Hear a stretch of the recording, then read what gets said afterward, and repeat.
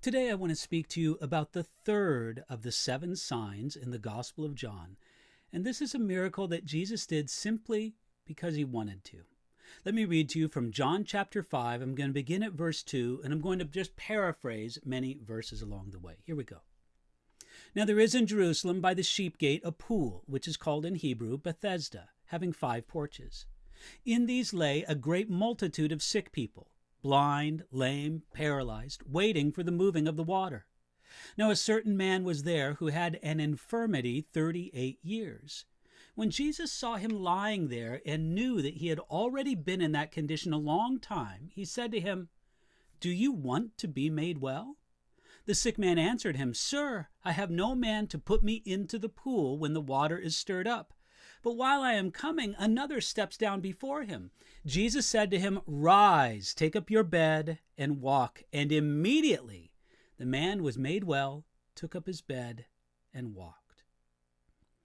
If you go to Jerusalem today, just off of an area next to the Temple Mount, you can see the remains of the pool of Bethesda.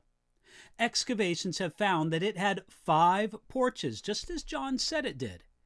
It also is right next to a church from the Crusader period that has fabulous acoustics. Now, as John tells us, at this pool sat a multitude of hurting humanity.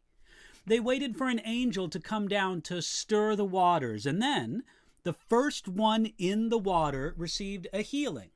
We don't know if this promise of healing was real or merely if it was a hopeful legend. Nevertheless, the people around the pools of Bethesda, they believed it. Jesus there asked an unusual question to the lame man. The question was this: do you want to be made well? Now, that may seem just like a rhetorical question, but Jesus knew that not every sick person really wants to be healed, and that there are some people who are so discouraged in their miserable condition that they put away all hope of ever being better. Jesus dealt with this man who may have had his heart withered as well as his legs. Therefore, Jesus went about the work of building faith within the man. Really, this was an entirely fair question. Do you want to be made well? So much of our prayers and intercession before God are hindered because we have so little idea of what we really want before him. It's also true that perhaps the lame man didn't really want to be healed. One commentator points out, an Eastern beggar often loses a good living by being cured of his disease. It's human nature for us to think that as bad as our current situation is, at least it's the situation we're familiar with.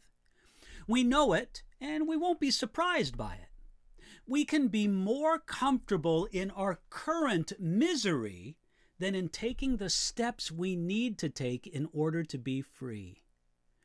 In the early 1990s, it was reported that a small order of Franciscan nuns in the city of Prague decided to subsidize their convent by using the downstairs of their facility, which was formerly an underground detention center used by the communists to imprison and torture their enemies.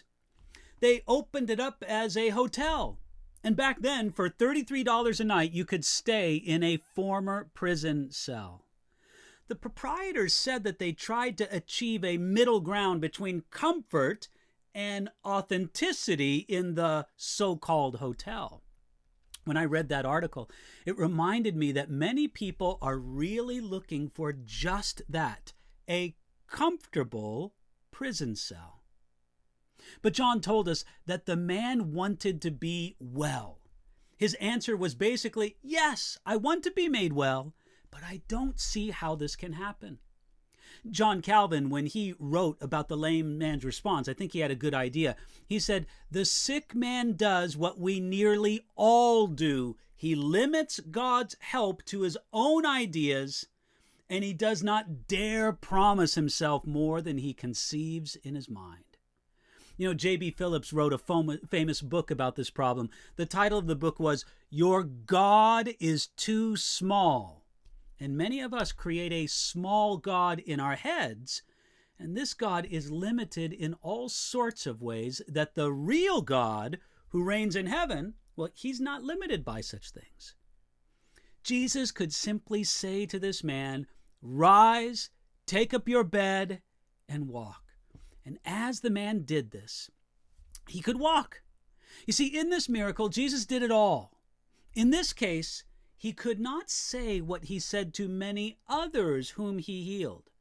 To many other people, Jesus said, "Your faith has made you whole." For example, in Matthew chapter 9, verse 22.